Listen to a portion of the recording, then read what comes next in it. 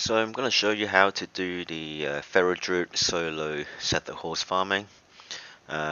Basically the idea is to stealth all the way to the end and kill the end boss and get the 2 blues and disenchant it for 2 shards. Right now on US Mancrick, a shard is worth about 30 gold, so it's 60 gold and it takes about 6 minutes to do it. But for this one I actually use about 9 minutes because I'm putting the extra non-elite birds on the top floor to get some more greys and greens. So the gear I'm using is mainly tier 6 Feral gear and the PvP Season 3 Feral stuff because I'm mainly a bear. Nothing special, just using my normal tank gear. But I'm sure you can do it in tier 5s or tier 4s because the last boss doesn't really hit hard. Typical spec, Feral tank, PvE spec, nothing special, so let's get started.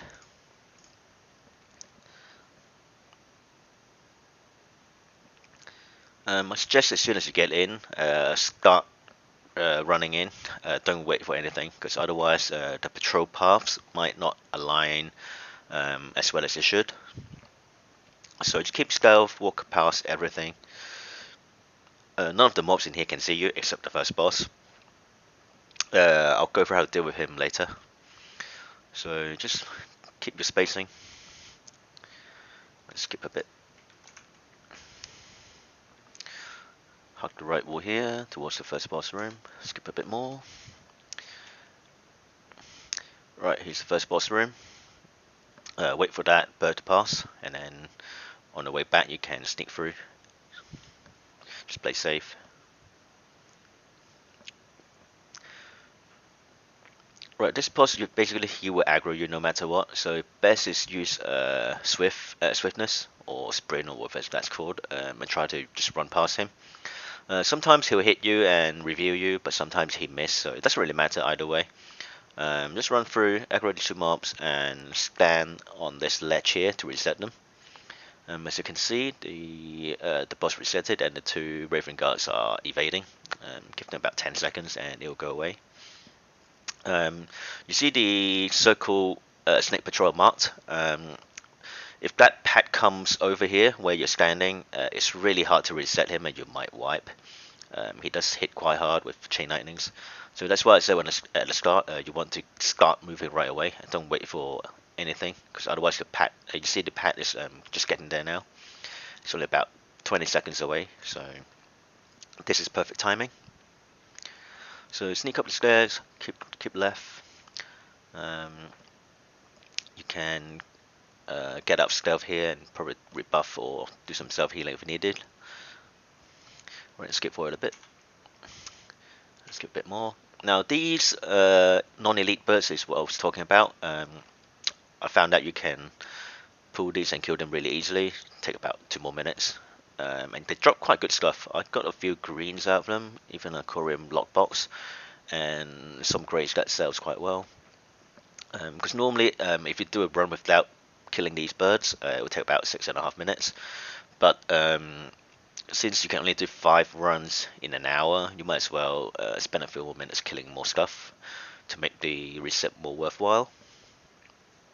So they don't hit hard, just go and bang and swipe them down. I deliberately left some of the low health ones up to get rage. Depending on your gear level, if you're tier 4 you might struggle a bit, but you can always nuke down a few instead of keeping them up. So they mostly drop some greys that sells for some silvers, but I did get some greens in other runs. So there's 2 more packs like that. You can see a marked up star on the snake patrol, just be aware of that. So we'll put them back. So we'll skip forward a bit, nothing special. Just swipe these down.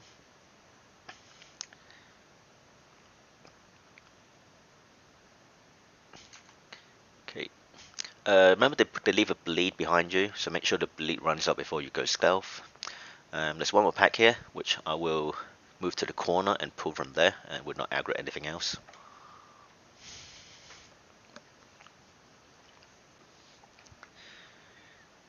Yep, this spot should be safe enough. Okay, skip for a bit. Okay, wait for the dot to wear up, and then go stealth. And skip a bit more. You can just walk past all of these. Now into the final boss room. Um, Nothing special. Go bare form. Just go your normal DPS rotation on him. Keep Mangle up and keep 5 stacks Lacerate. Fury Fire. Um, every 25% roughly, he will do a bubble and do the Arcane Explosion. That's a good time to hide behind the pillar and self heal with Regrowth or Rejuvenation or Life Bloom. Um, you don't need any special talents or gear for it. I mean, I'm using full tank gear and I heal just enough. One point to take note is try to keep Lacerate up so it does more DPS. See, I tried to put Lacerate just before he becomes immune, and so when he finished his cast, you can go and refresh it again. And see here, I kept up 5 stacks Lacerate. So this fight just keeps going on and on, nothing special. It really doesn't hurt. This doesn't hit hard. So skip a bit more, and see, I refresh Lacerate. I think I failed on this one. Didn't get it off in time. Became immune. But doesn't matter, just makes the fight slightly longer. So skip forward, the whole fight is the same. When it gets to 15%, he'll put a mana shield up, just absorb some of the damage.